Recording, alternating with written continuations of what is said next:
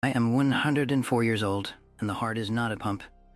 It is a living, breathing, electrically driven organ that responds to everything you eat, every single day, at the cellular level. Most people treat heart health like a destination, something you worry about when the doctor gives you bad news. But the heart doesn't work that way. It works in accumulation. Every meal is either a deposit or withdrawal from a biological account that has been running since the day you were born. And the 7 foods I've eaten every day of my adult life are not superfoods in the marketing sense. They are compounds, signals, biological instructions that tell your heart muscle, your arterial walls, your electrical conduction system, keep going, keep firing, stay strong. Let's start with what people think they know about heart health. Most people think it's about cholesterol.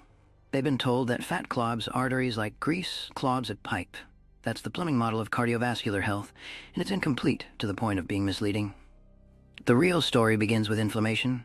Arterial walls don't just passively collect cholesterol, they become inflamed first, and then oxidized LDL particles get trapped in that inflamed tissue, triggering a cascade of immune responses that eventually harden into plaque.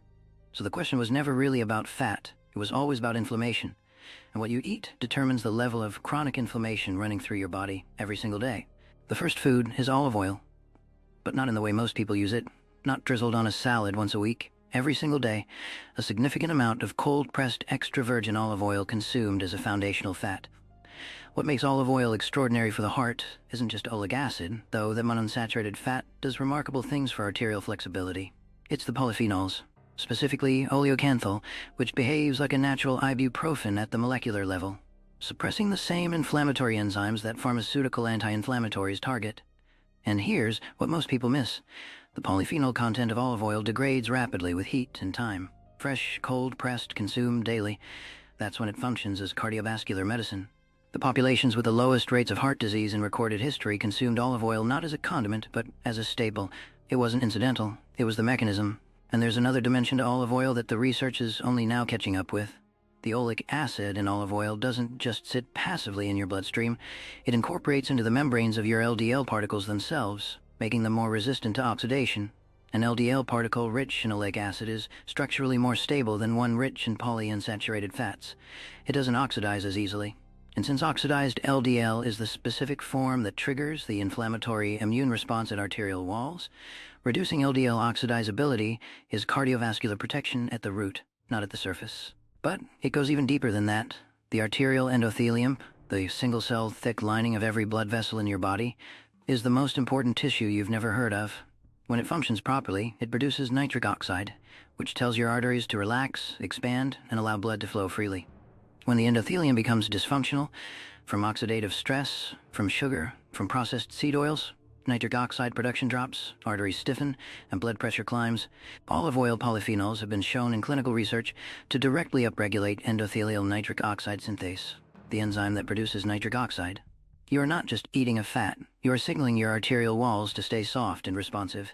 The second food is wild-caught fatty fish, sardines specifically, and this is where the omega-3 conversation needs to go far deeper than most people take it. Everyone knows omega-3 fatty acids are good for the heart. What most people don't know is why at the cellular level. The heart is the most electrically active organ in the body. Every beat is an electrical event, coordinated by ion channels and cardiac muscle cells. EPA and DHA, the long-chain omega-3s found in fatty fish, incorporate directly into the phospholipid membranes of those cardiac cells. They make the membranes more fluid, more responsive, and critically, they stabilize the electrical activity of the heart.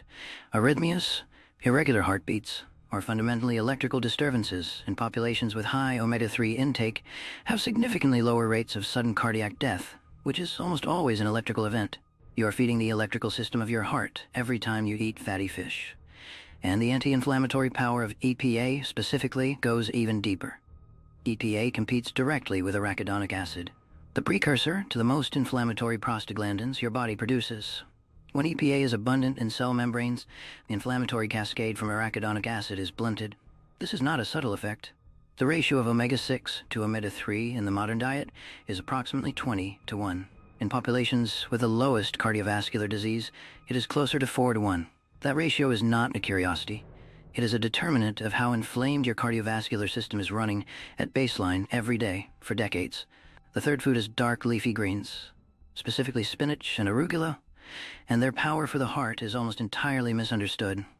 People think of greens as nutritious in a general sense, full of vitamins and fiber, but the specific mechanism for cardiovascular benefit runs through dietary nitrates. Leafy greens are extraordinarily high in inorganic nitrates, which are converted by bacteria in your saliva into nitrite, and then in the bloodstream into nitric oxide, the same molecule the endothelium produces, the same molecule that relaxes arteries and reduces blood pressure. This is a direct, measurable, pharmacologically significant effect. Studies on beetroot juice, another high nitrate food, have shown blood pressure reductions comparable to medication in some subjects. Dark leafy greens do the same thing, consumed daily, continuously. It is not about any single meal. It is about maintaining elevated nitric oxide availability as a chronic state. The fourth food is walnuts, not mixed nuts, not almonds, though almonds have their virtues. Walnuts specifically, because walnuts are the only nut with meaningful alpha-linolenic acid, the plant-based omega-3, alongside the specific polyphenol profile that acts on LDL oxidation. Oxidized LDL is the dangerous form. It's what the immune system attacks, triggering arterial plaque formation. The alleged tannins in walnuts, converted by gut bacteria into urolithins, have been shown to reduce LDL oxidation significantly. And here's the layer most people never reach. Walnut consumption changes the gut microbiome in ways that feed back into cardiovascular health. Certain gut bacteria produce short-chain fatty acids from walnut fiber that reduce hepatic cholesterol synthesis. Your liver makes less cholesterol in response to the signaling environment created by walnut fermentation in the gut. The heart-gut axis is real, and walnuts operate precisely on that connection. The fifth food is garlic, raw, crushed, allowed to sit for 10 minutes before eating. This sequence matters enormously, and almost nobody follows it. When garlic is crushed or chopped, an enzyme called alliinase converts alline into allicin. But alliinase is heat-sensitive and destroyed by cooking.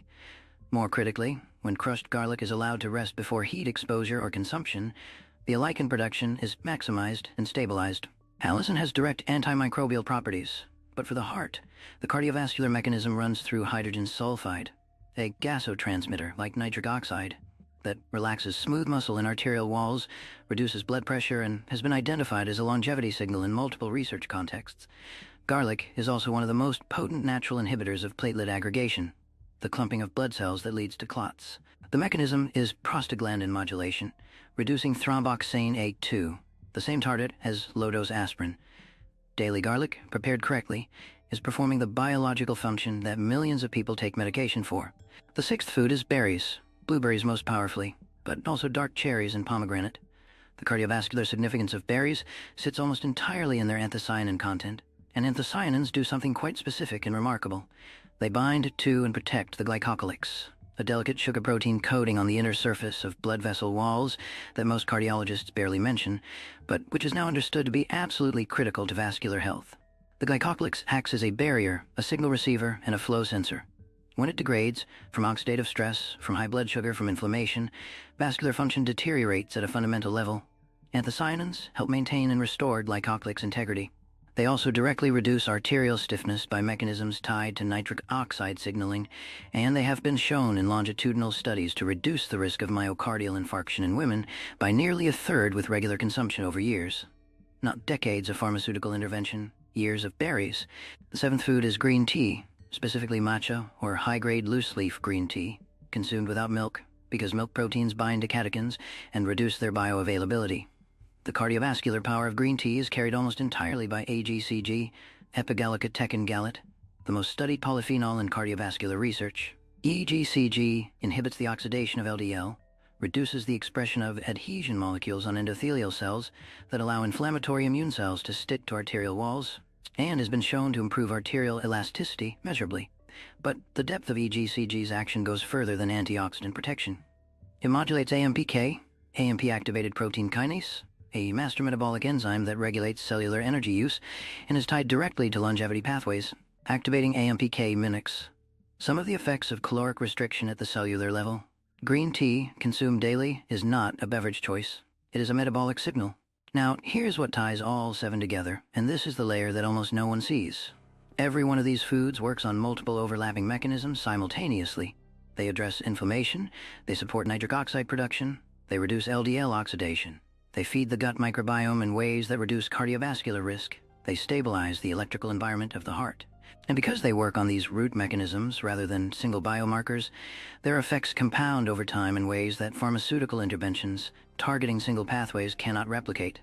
This is why the Mediterranean diet data is so powerful. Not because any single food is magical, but because the pattern creates overlapping biological support at every level of cardiovascular function, simultaneously, chronically, for decades. The practical application is straightforward but requires commitment to consistency over intensity. A tablespoon of crushed garlic rested before eating every day. A handful of walnuts every day. A generous pour of quality olive oil every day. A cup of green tea every day. A serving of fatty fish most days. Dark leafy greens with every main meal. Berries as the default sweet food. The power is not in any single instance of eating these foods. The power is in what your biology looks like after 5 years, 10 years, 30 years of this being your baseline dietary environment. Inflammation runs low, endothelial function stays high, arterial walls remain flexible. The electrical system of the heart is fed and stable. The heart doesn't age the way most people think it ages. It doesn't simply wear out from use. It degrades from the accumulated inflammatory burden, the oxidative load, the endothelial dysfunction driven by decades of the wrong biological signals. And the most insidious part of cardiovascular disease is that it is clinically silent for most of its development. The arterial narrowing, the endothelial dysfunction, the gradual stiffening of vessel walls, none of it announces itself until the threshold is crossed. Which means the time to act is always now, always in the absence of symptoms, always before the account is overdrawn. The foods are not a response to damage. They are the prevention of damage accumulating in the first place. The right foods are not a treatment for heart disease. They are the chronic signal, sent every single day, at every meal, that keeps the conditions for heart disease from ever fully taking hold. That is the difference between managing a disease and never creating the environment in which the disease can thrive. Feed your heart's electricity. Protect its arterial walls. Reduce the inflammation it has to fight.